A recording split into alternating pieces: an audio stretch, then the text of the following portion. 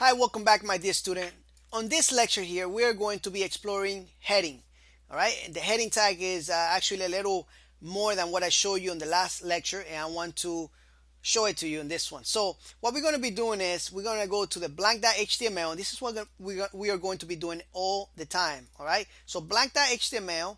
Make sure that you are on that file, and you can make sure right here on the right, on the top side right here, and let's do a save as. And what I do with my keyboard shortcut is I do the Command Shift S, right? And remember, for Windows users is Control Shift S, and that will do a save as on that page. And I can call this page headings.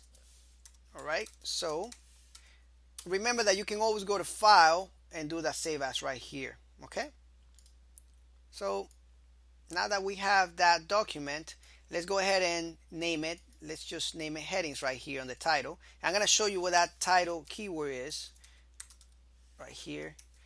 And if I go back, you can see title right here on top. All right, so that's what that title of the page. Every page has to have a title of some kind, and this will appear in the search engines. All right, so we have the title. Now let's explore the heading. All right, so the first heading that we are going to be exploring, and we already seen this one, is the H1 tag. All right, and this one, just gonna call it heading 1 for your info. All right, so we already know that the browser is displaying this big text right here, right? Refresh, because it is already selecting my co-editor right here. So if I click on it, you can see those lines around it. That's all it means. All right, so don't think that this is part of our HTML page. It's not. This is just the co-editor. So let's go ahead and do the next one. So what I'm going to do is I'm going to do a copy with my keyboard shortcut, Command C or Control C, and let's do a couple times.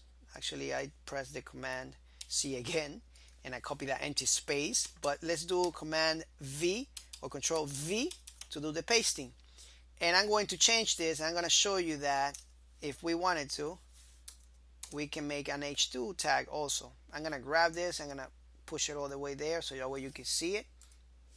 I'm gonna organize this a little bit, and the way you do that with this co-editor and a lot of different co-editors is that you select the whole whatever you want to move around, because we're gonna move all this at the same time to the left. So hold your control key or your command key and type in and press the left bracket, and the bracket is this one right here close to the enter.